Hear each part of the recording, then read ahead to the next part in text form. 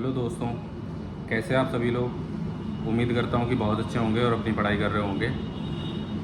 दोस्तों, जैसा कि आपको पता है कि आजकल एसएससी सीजीएल जो है उसके प्री के एग्ज़ाम्स चल रहे हैं और आज 17 सितंबर की पहली शिफ्ट में आज मेरा एग्ज़ाम था।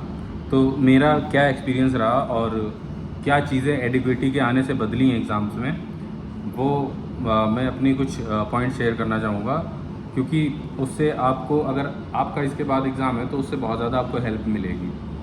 क्योंकि इससे पहले जो एग्ज़ाम था वो टीसीएस कराया करता था और टीसीएस के क्वेश्चन पूछने का तरीका डिफरेंट था, जो कि अब एडिक्विटी के पूछने का क्वेश्चन का तरीका पहले से बहुत ज़्यादा अलग है। सबसे पहले मैं अपना जो एक्सपीरियंस है आज का 17 सितंबर की पहली शिफ्ट का वो शेयर कर दूं। मेरा एग्ज़ाम यहीं पंजाब जालंधर में था और जो जैसे नॉर्मली होता है, हमारी एंट्री होती है और एंट्री के बाद सारी चीज़ें चेक होती हैं। तो एग्ज़ाम में जो आपको डॉक्यूमेंट ले जाना है वो आपको आधार कार्ड ओरिजिनल, एक फ़ोटो और एडमिट कार्ड लिए जाना है एक। ये सारी चीज़ें आपको एग्ज़ाम्स में ले जाना है। तो एग्ज़ाम जो था वो सबसे पहले एक नए पैटर्न की तरह इंग्लिश, जैसे कि 25 सवाल पहले आते थे, 25-25 चारों चीज़ों के,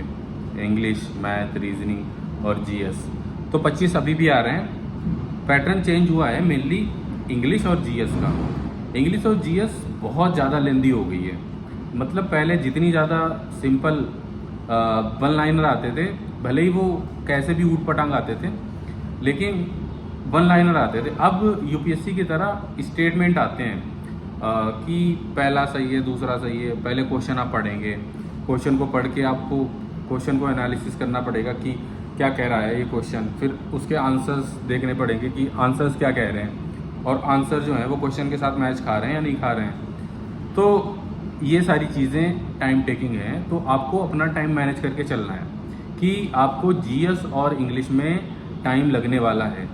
जितना टाइम पहले लगता था इन दोनों सब्जेक्ट्स में मिला करके, अब उसका दोगुने से भी ज़्यादा टाइम लगेगा आपका। इंग्लिश में भी ऐसा ही है। इंग्लिश में पैराग्राफ बहुत लंबे लंबे हैं और पैराजम्बल्स भी बहुत ज़्यादा मतलब वैसे कॉम्प्लिकेटेड कह सकते हैं, क्योंकि लंबे ज़्यादा हैं, कॉम्प्लिकेशन उनमें ज़्यादा हैं। और मैंने आज देखा था कि और भी वोकैब वगैरह भी कुछ नहीं थी। तो ये सारी चीज़ें आप थोड़ा सा इस पे गौर करिए। फिर मैथ और रीजनिंग जैसी आती थी आप वैसे ही पढ़ते रहिए, बस मेहनत करते रहिए, प्रैक्टिस करते रहिए। अगर आपका एग्ज़ाम 20 के बाद है, आप प्रैक्टिस करते रहिए और सबसे ज़्यादा फोकस प्रैक्टिस पे करिए कि जितने कम टाइम में आप कर पाएँ वैसे करें। बस ओवरऑल मेरा यही आज का एक्सपीरियंस था। और मेरा जो अटेम्प्ट है, मैंने इंग्लिश और जीएस जो था, इंग्लिश मेरी बहुत अच्छी होने के बावजूद मैंने आज उस तरह से परफॉर्म नहीं कर पाया, क्योंकि अचानक से मतलब जो टीसीएस का पैटर्न था उससे थोड़ी सी अलग इंग्लिश दिखी मुझे, तो उसको समझने में भी टाइम थोड़ा सा चाहिए। तो बाकी एग्ज़ाम्स अच्छा था, आप लोग भी दे के आइए। Best of luck for your exam और पढ़ते रहिए। Thank you.